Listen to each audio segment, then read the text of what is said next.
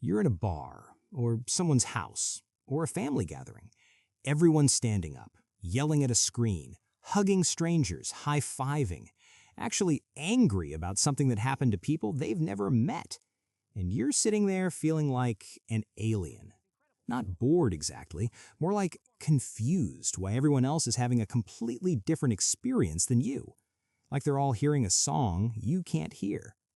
You've probably spent years thinking something's wrong with you, that you're missing some chip everyone else got installed. But psychology says it's the opposite. Your brain isn't broken, it's wired completely differently. And there are 5 specific reasons why you'll never understand sports obsession the way other people do.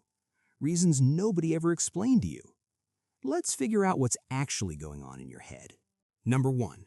When other people watch sports, their body thinks they're playing. Yours doesn't. Someone's team scores. They jump off the couch like they just won something. Heart pounding, sweating, actually celebrating. You watch the exact same moment and feel nothing. There's a gene called DRD4. It controls dopamine, the chemical that makes you feel good. Some people's version of this gene fires dopamine when they watch strangers compete, even though they're not competing, even though nothing about their life just changed. Yours doesn't. Sports fans' brains can't tell the difference between watching and doing. Their body releases the same chemicals as if they personally just scored. You see reality.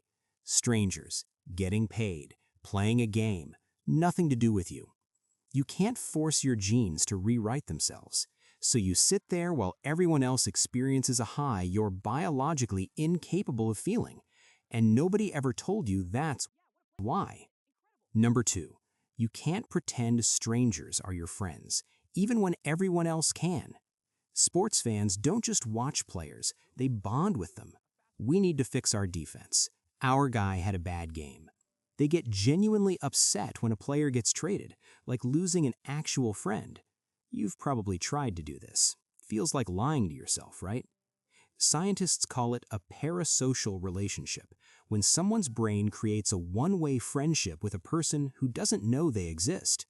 Some brains do this automatically. See someone enough times on TV, file them under people I care about. Yours doesn't. If the relationship isn't real, if it doesn't go both ways, your brain sees it as wasted energy. Here's what this actually feels like. You're listening to someone passionately defend a player they've never met, getting genuinely angry on their behalf. And you're thinking, but you don't actually know this person. You're watching everyone around you invest real emotion into people who will never invest back. Your brain keeps asking the question nobody else seems to ask. Why? And you never get an answer that makes sense, because for them, the question doesn't exist. Number 3. Everyone else is chasing a feeling you don't want. Sports fans love the uncertainty. Anything could happen. That's the whole appeal. You sit through a 3-hour game thinking, so we're all just waiting? Their brain is getting the same chemical rush as a gambling addict. Not an exaggeration. Scientists proved this. It's called intermittent reinforcement. Unpredictable rewards create obsession. Sports fans are experiencing a dopamine lottery every single game. Here's what nobody talks about. What that feels like when your brain doesn't work that way. You're checking the clock every 10 minutes, calculating how much longer. Feeling guilty because everyone else is riveted and you're doing math about when you can leave without being rude. The game might go into overtime. Everyone around you is thrilled. More time, more drama. You're thinking, I could have read 3 chapters by now. You're not experiencing suspense. You're experiencing your time being held hostage by other people's dopamine cycle. And the worst part?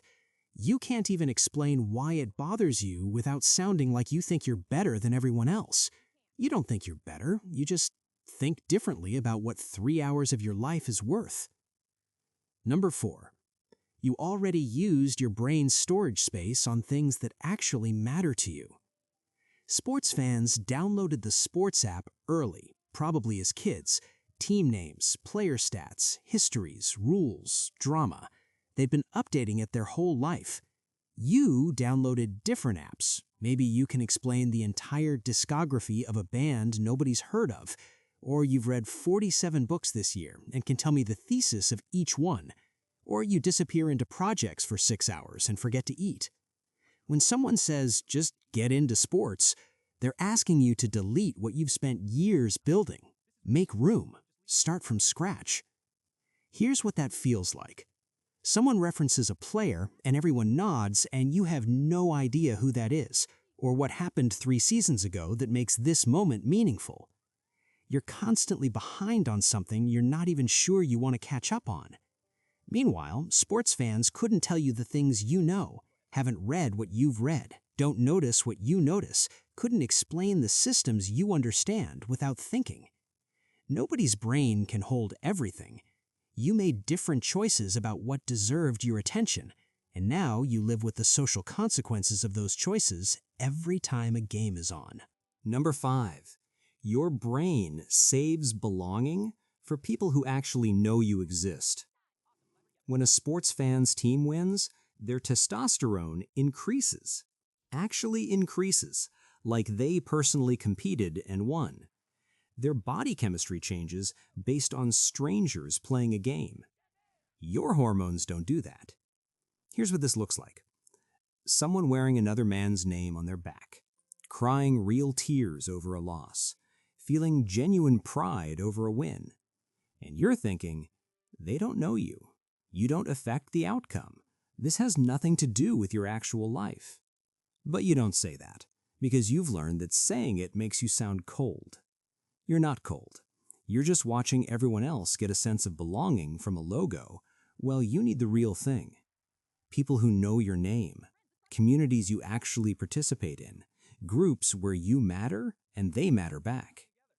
For most people, wearing the jersey is enough. The feeling of belonging is the same as belonging. For you, it's not. You can see the difference, and you can't unsee it. That's not a superiority complex. That's just observing what's actually happening. So if you've spent your whole life feeling quietly out of place during games, you're not defective. You're just not built to get high off watching other people live their lives.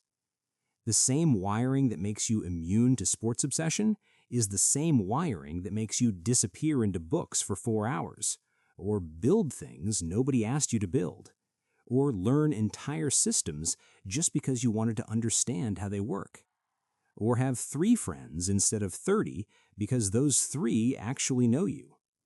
You don't miss the game because you're watching the game. You miss the game because you're busy building something else entirely, something you'll actually remember in 5 years. That's not missing out. That's just what a different kind of brain does with its time. If this explains something you've never had words for, I'd appreciate the comment, like, and subscribe. See you in the next one.